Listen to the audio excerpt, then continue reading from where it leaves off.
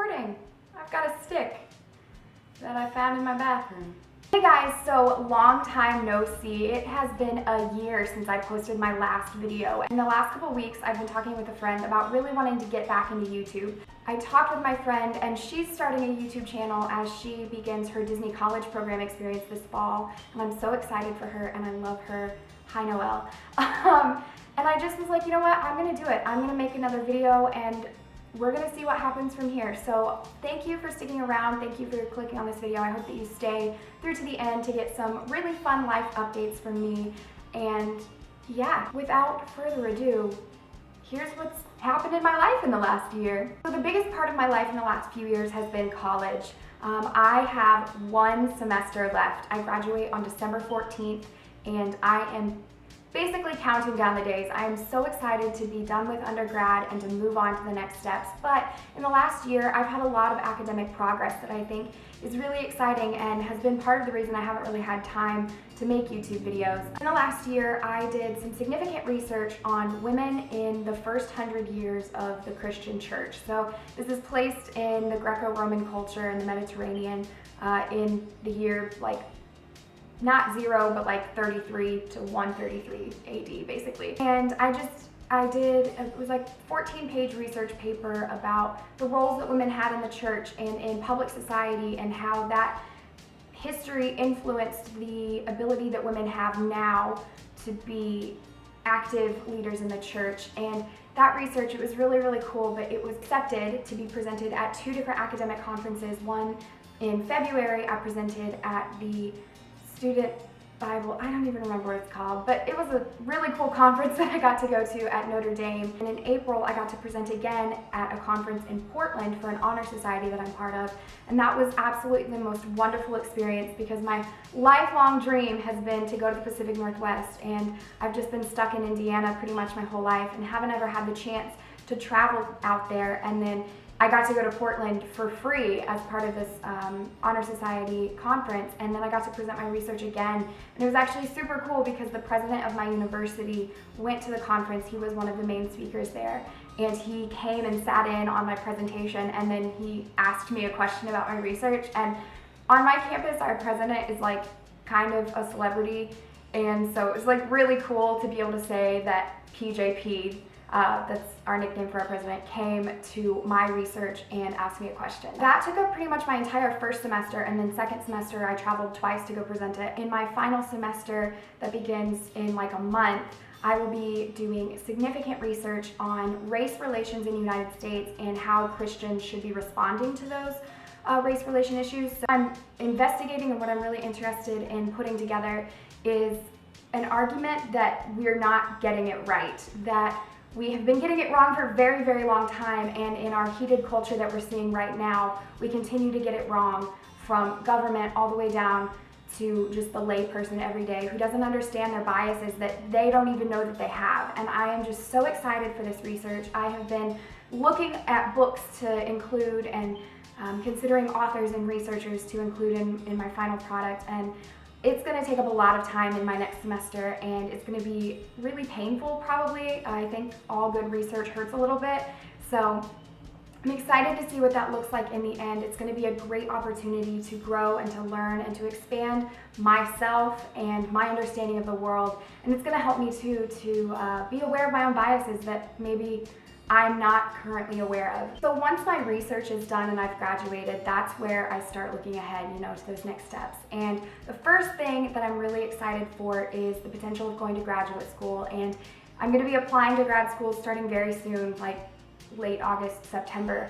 And I'm looking at a couple schools on the West Coast. I've always wanted to live in the West Coast, or not in the West Coast, but to live on the West Coast. Started kind of looking into career options and considering, if I don't go to graduate school, what do I want? But I feel pretty strongly that grad school is the next step for me.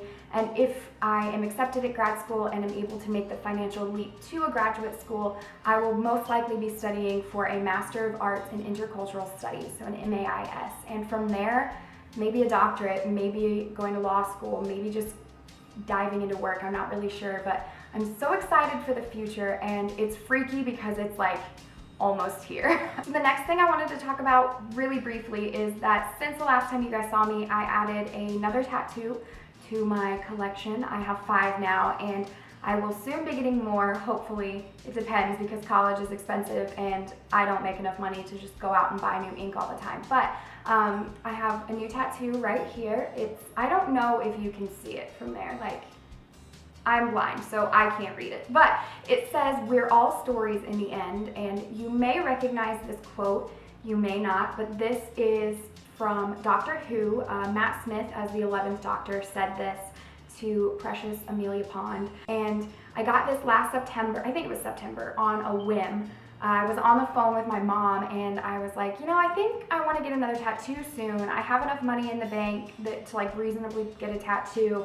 I'm thinking about getting one this weekend, and I think this was like a Wednesday, and my mom was like, oh, what are you gonna get? And I was like, well, I don't know, I have pretty much no idea. I've been looking at Pinterest, but nothing super stands out. And she was like, well, if you find one, yeah, go ahead, get it this weekend. That sounds like fun. And then in the course of 20 minutes on the phone with her, we like moved on in the conversation, and I was just sitting there thinking about all of the options for tattoos, and all of a sudden this quote popped into my head, and I was like, wait, Mom, what do you think about "we're all stories in the end"? And she was like, wow, that sounds perfect for you. That's like wonderful, great, you should do that. Where's it from? And I was like, I just remembered it from Doctor Who. It's one of my favorite quotes, and Matt Smith is my favorite doctor. She was like, wow, that'd be really pretty. You should go this weekend. And then I was like, well, I don't have anything else going on tonight.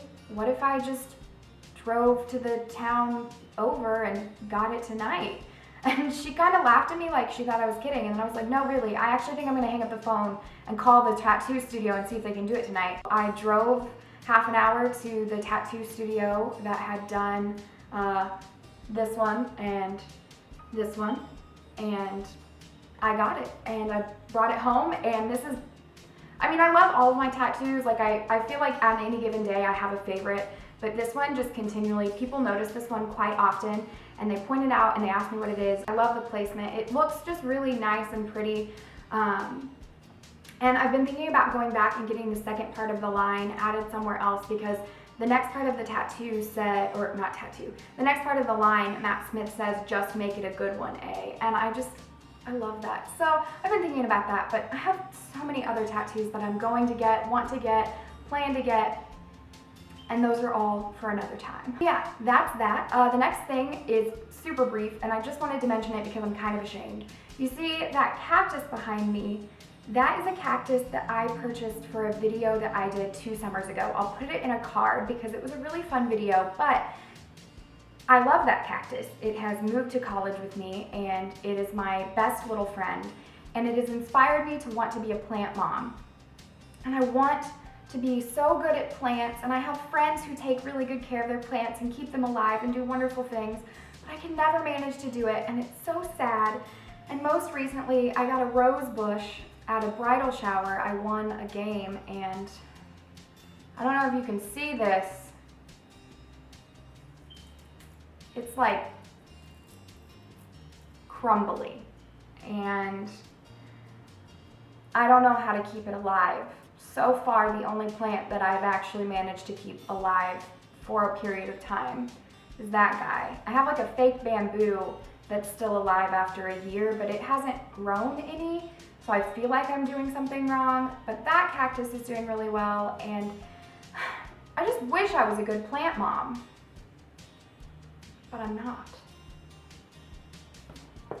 Something I'm really excited about, which is part of the reason why I wanted to come back to YouTube and just reintegrate everything that I do, is that I have started a blog. I started my blog, and I actually started it my freshman year of college, but back then it was just like totally a personal blog that I shared on my Facebook for my family to read about like college updates and stuff, and a couple ramblings. But in the last, since January, I have revamped this blog. I bought a domain name. I have dabbled in web design to get it looking the way that I want. I've had photo shoots to get photos for my blog.